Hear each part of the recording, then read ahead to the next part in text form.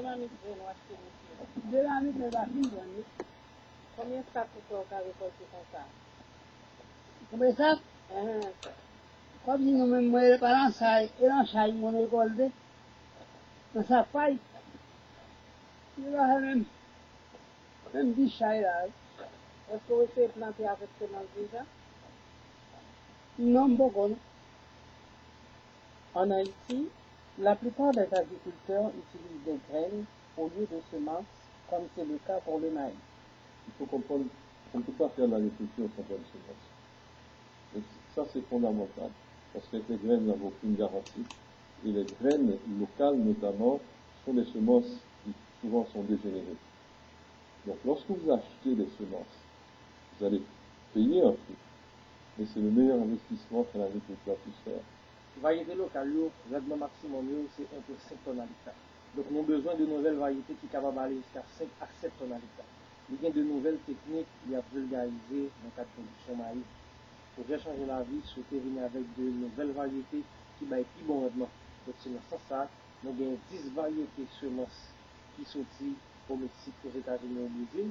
Donc, 4 variétés pionnières et 6 variétés chimiques. Donc, nous avons testé, nous avons comparé avec 3 variétés locales.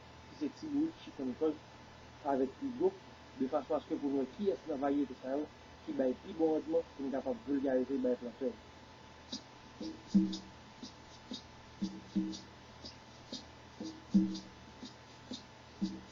Les essais sont menés dans les centres de développement rural de Bapéenne et de Montrouge, selon des normes techniques reconnues. La production, en fait, il dépend principalement de 3 caractéristiques, par exemple, en fait, il dépend de l'environnement avec les techniques de production. Mais en fait, là aussi que une bonne variété ou capable, une variété est quand même responsable de environ 60% de production.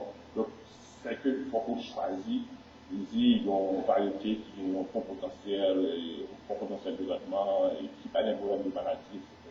Ça, c'est sur nous, non? C'est notre traité avec fongicide et puis c'est le traité avec insecticide. Ce là donc taux de germination qui allait au-delà de 94%. Donc c'est dit planteur capable de planter 11 graines par porteur. Alors que maïs local là, planteur obligé de mettre plusieurs graines par porteur parce qu'il ne pas traiter lui-même. Lorsqu'il plante, champignon capable d'attaquer la bactérie et puis tout insecte capable d'attaquer le fait qu'il Nous les avons comparés dans les mêmes conditions, c'est-à-dire avec de l'eau d'irrigation et les mêmes techniques de plantation. Maïs, nous plantons le 20 novembre, donc nous avons 88 aujourd'hui. Et ça dit, si nous avons récolté maïs, nous avons récolté pour le vendre à la marché. Donc, comme c'est une expérience qu'on a fait pour nous garder le rendement maïs, qui va être plus bon rendement, donc la personne maïs a une plante de bien séchée, après plutôt une vision à 12% pour nous capable de payer maïs, pour nous capable de poids, pour nous avoir un rendement, et qui va être plus bon pour nous vulgariser dans le zone.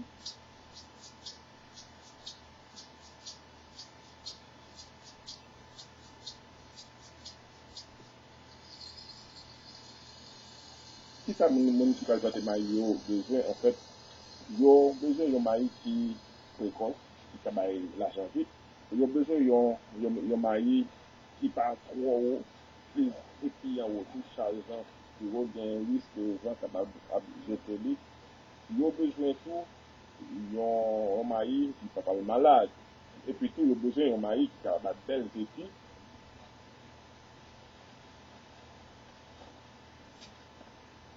Nous gardons hauteur à plusieurs stades, nous gardons diamètre, nous gardons le nombre de feuilles total. Nous gardons qu'il est là en feuille, qu'il est là 3 feuilles, qu'il est là 7 feuilles, qu'il est là 7 feuilles, etc.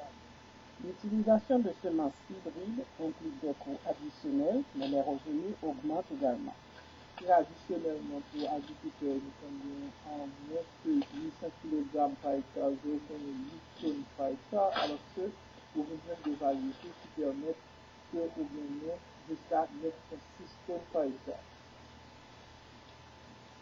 Parce qu'il faut regarder planter, donc ça que c'est qu'on fait, et qui ça va coûter pour passer de ça que qu'on fait à ça qu'on va proposer. Nous sommes obligés d'identifier ça parce que nous avons des variétés, nous ne pouvons pas mélanger, donc chaque parcelle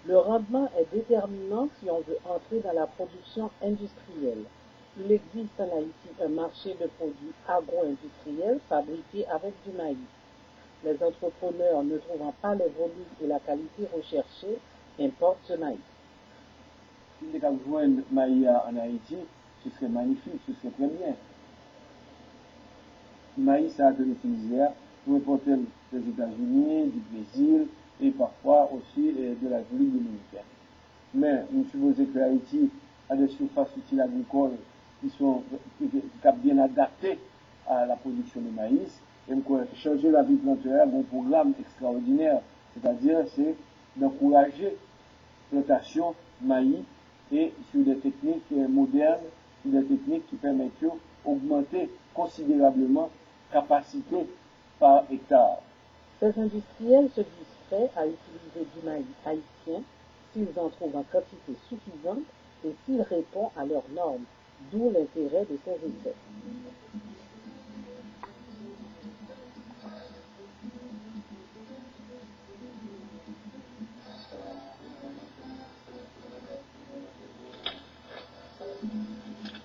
En plus de la reconstitution des circuits de distribution des freins agricoles, changer la vie plantaire va se concentrer également sur le crédit agricole pour aider les agriculteurs à faire face aux dépenses d'investissement de leur exploitation une fois les semences rendues disponibles. Avec de bonnes pratiques agricoles, d'ici 3 ans, nous pourrons remplacer complètement les importations de maïs. Les essais sur les semences de maïs sont menés en Haïti par le projet Feed the Future, en étroite collaboration avec l'organisation CIMI, organisation de recherche sur le maïs et le blé, ainsi que le ministère de l'Agriculture en Haïti. Merci bon Dieu, gardez qui sont la misère.